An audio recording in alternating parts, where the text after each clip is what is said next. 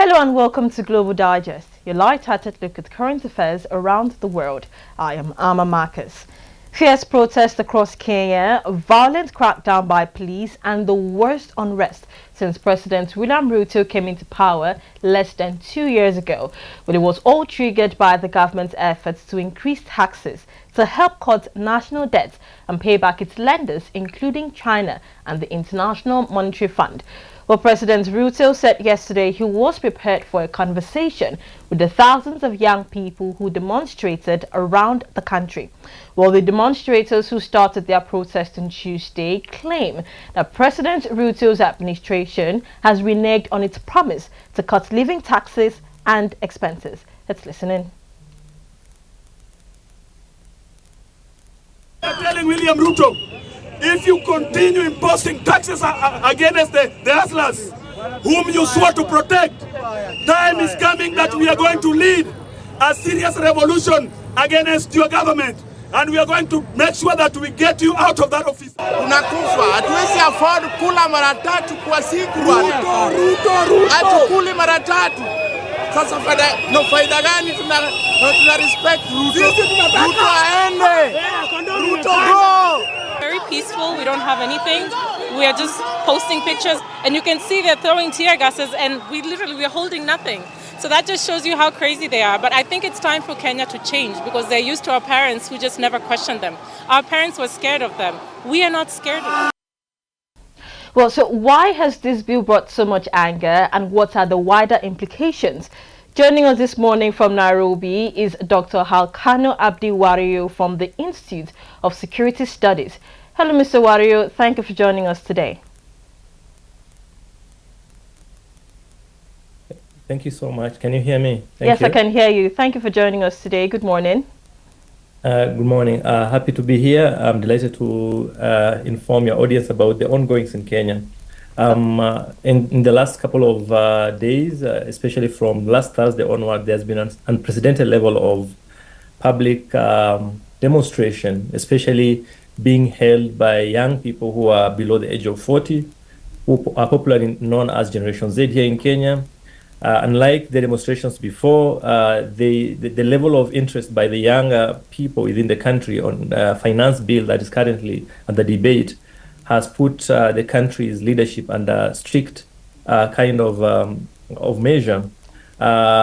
This demonstration actually are around the current finance bill that is hopefully going to be passed by next week, but the large number of people claim that the taxation that have been put in this bill are punitive, are uncalled for, and especially in an economy that's already feeling the pitch of previous taxation that the current regime had put in place from 2023, and therefore we're seeing these demonstrations being a countrywide kind of phenomenon. It's not necessarily restricted to Nairobi only, and it's organized by younger people. And it's often done via Twitter, Facebook, and other social media. Back to you. Okay, so I have to ask, why is the Kenyan government raising taxes at this time? That's a very good question. Kenya has been having huge amount of sovereign debts they owe to China, they owe to United States, they owe to other European countries, and up to around 58% of Kenya's revenue goes towards financing of this debt. If the country doesn't pay this debt, then it might default on it, and it will have much more higher repercussion on the country's economy. And therefore, in order to fill that deficit, the current government felt that they can raise taxes on a lot of issues that Kenya considered dear to them, including bread, including fuel, including taxes on motor vehicle and others. So the main reason is in the previous administration, excessive borrowing that were done by the previous administration to develop key infrastructure projects like road, railway, and others literally meant that the country has to use much of its resources in order to finance payment of debt. So the only place where the government felt that they can find easy money in order to finance the deficit is tax the people more. And that is why these taxes have been raised. And again, of course, for the public, they also feel that the level of corruption, the excessive spending by personnel associated with the current administration actually, calls into question why can't the government actually first and foremost look at austerity measures that have been introduced by IMF to find ways of reducing the cost of administration rather than going back to the people and taxing them more.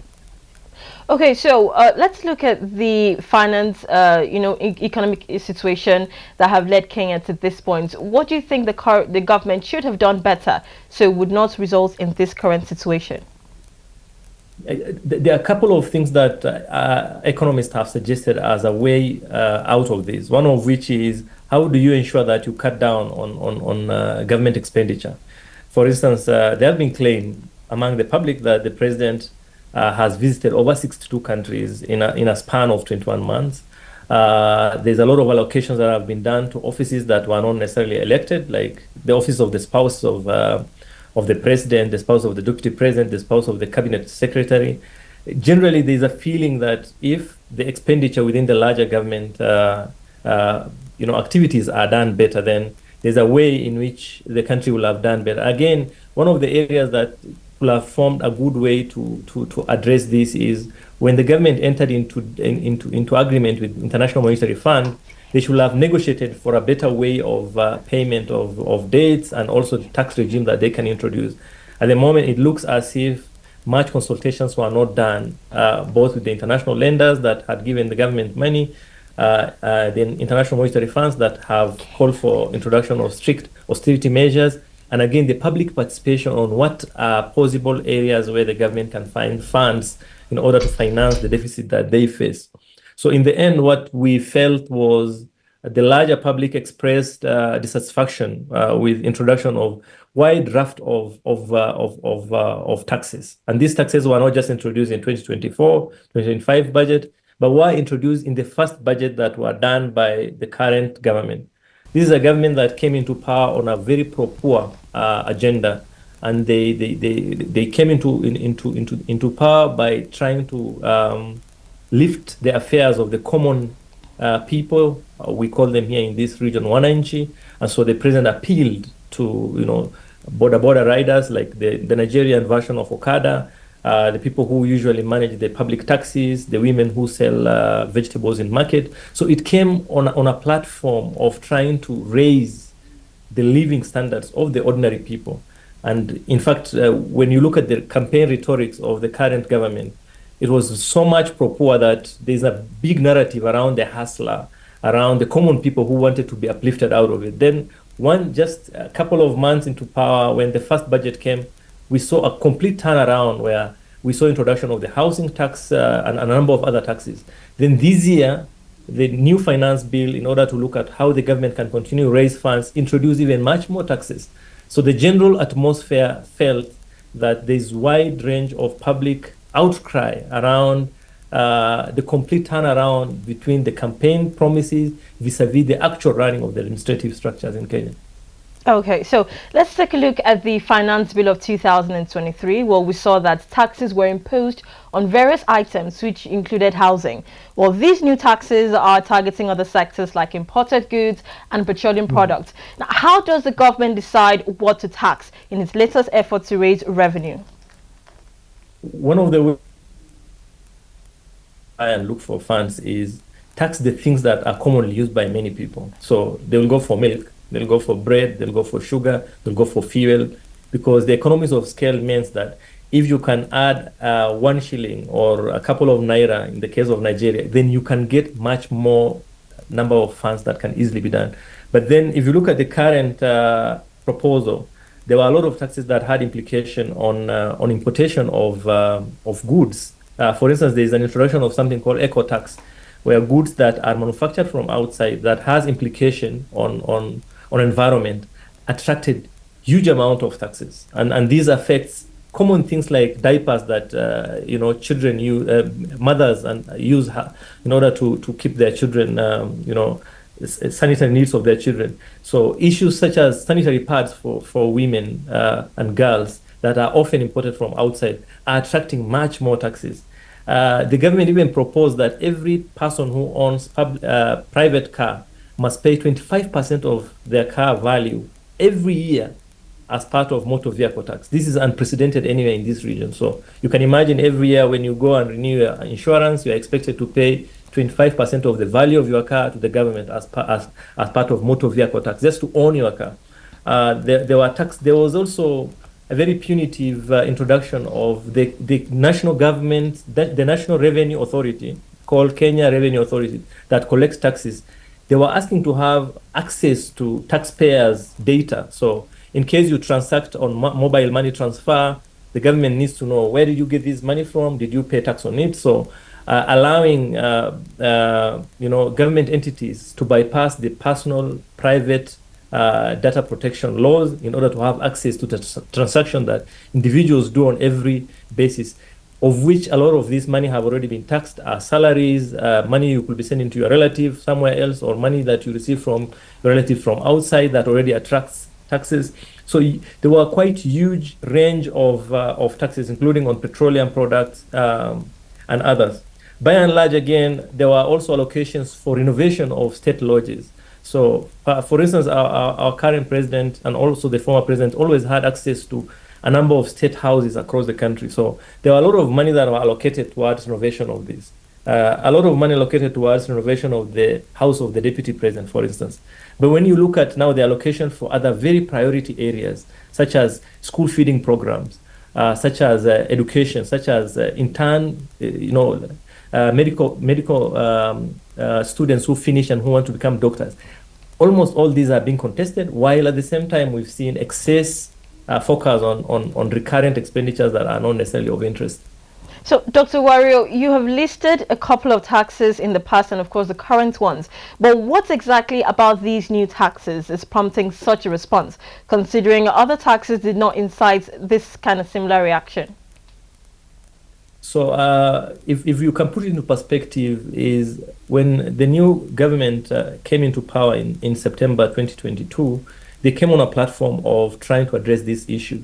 There was already feeling among the general Kenya population that the government of Uhuru Kenyatta had introduced huge amount of taxes. So when the taxation continued, and then it's affecting the level of people to have the purchasing power that they will have on every day. So the economies of individuals, the money that they have, they can disposably use to sustain their life, increasingly becoming smaller and smaller. There was, of course, public outcry. And this outcry is a kind of pent-up pressure over the last 20 months or so, where individuals no longer have ability to continuously live the life that they can live comfortably in Kenya, as the taxes are increasingly eating into their own earnings, and they do not find opportunity for instance, doing online business. By the way, there was also a lot of taxes on digital content creation, for instance. One of the things that Kenyan youth have been known for is ability to work remotely for companies that are based in Europe or Asia. So most of these hustles that are ordinarily giving young people an opportunity to earn are increasingly, again, being looked at by the government as an opportunity for removing more taxes from them. So when the buying power, the ability of people to sustain their life increasingly becoming tougher due to introduction of more and more taxes, we've seen now the younger people starting the demonstration, and more older people also increasing in it. But then if you reflect within the legislative structure in Kenya, the current finance bill was in the second reading on Thursday last week. And when it was voted, 204 members of the parliament voted in support of the bill, while 115 voted against. But then you look at the public outcry against that show of power by the government in the parliament vis-a-vis the public outcry is a whole complete different picture. The youths have gone to threaten that these individuals who voted no again, yes, for the bill will have to be subjected to a very strict electoral review, and that chances of them coming back to parliament will be higher. What we are seeing is, though it started off as a protest against the taxes, it's increasingly getting a life of its own as a kind of vote of no confidence within the administrative structures we have in Kenya. Okay. So is it possible, I'm wondering, is it possible for this finance bill to be amended to remove some controversial measures, or such as the proposed tax? We're looking at measures such as the proposed tax on menstrual products and nappies and bread. Well, they were dropped due to these protests. How much of this, these taxes that were dropped is a victory for the protesters? And is there a possibility for more of these changes, as President Ruto has, said he is open to having a conversation with protesters? So initially, the government felt that they're not going to talk to these demonstrators at all. So the Generation Z demonstrators said, we will go ahead because we need to raise the funds in order to pay our debt. But last Thursday, thousands of young people descended in the city. They were armed only with their phones. They did not violently attack any businesses. They were largely very peaceful. And the police also acted to a large extent in a very peaceful way. Of course, in the evening, there were 2 people who were killed. And when this pressure was too much on Thursday, the government introduced a couple of concessions. One of which was they say we are going to remove the 2.5% motor vehicle tax that we introduced, let that go. They also tried to address the issue of VAT on sugar, on bread, on financial transactions, the mobile money transfers, on foreign exchange transactions. These were all dropped. They also said they were going to drop the eco levy fund that's going to affect diapers and sanitary pads and other things. They also said that the Kenya Revenue Authority, the tax collecting authority in Kenya, is not going to have access to personal data of the taxpayers. These concessions, despite the fact that they looked quite genuine and good ground, for the demonstrators, they only had one message: reject, do not amend. So for them, unless the whole entire bill is recalled and reworked in line with the realities that we have on the ground, then there is nothing that can be said by the government that will make them leave the street. And this, I think, is a very clear message that may be, again, expressed much more tomorrow. I think tomorrow is a very unprecedented historical moment in Kenya's demonstration and history of protest. So the third reading of the bill will be in the parliament, and youths across the country in major cities, Nairobi, Naivasha, Nakuru, Eldoret, Mombasa, name it, are going to demonstrate, are going to occupy the city, are going to come all the way to the parliament and try to occupy the parliament and tell them, look, the government, just remove this bill, let's rework it, let's have it better. Will the government do that? I highly doubt so. But I think tomorrow is going to be a moment to watch, because it might see a more kind of historical breakdown between the government and public relation in terms of how they can manage this demonstration. Dr. Wario, when you spoke earlier, you said the protest has taken on the cause on its own cause. And one of the reasons protesters said they are out in the streets is due to the corruption in the government. Now, does the government appear in any way to want to address this issue, or is the focus just on the bill? In Kenya, there are many statutory bodies that deal with dealing with corruption. There is the Ethics and Anti-Corruption Authority. There is the Directorate of Criminal Investigation. There is the Office of, there are a number of entities that are expected to deal with corruption issues. But at the same time, there is the public court as far as how the government has fared in addressing the problem of corruption. And these are two different pictures. On one hand, we have statutory bodies that are expected to address issues of corruption. On the other hand, what does the public think the government is doing as far as corruption is concerned? In the public court, the government's war against corruption is a defeated one. So the general public do not feel that the government has done much in order to address excesses within its own institution. For instance, you will see very key personalities very close to the president doing fundraisings for churches, for schools, often carrying huge amount of funds and displaying excessive very primitive accumulative culture as far as looting of public resources. So for the public, they feel this government has not done much. They have collected a lot last year. Perhaps they say that they did not find much after Uhuru has left, but what are they doing in addressing the excessive expenditure within its own circle? Let's take an example of a very controversial cabinet position called Cabinet Administrative Secretaries, who are just under the ministers. And we have prime secretaries already who are dealing with different ministries.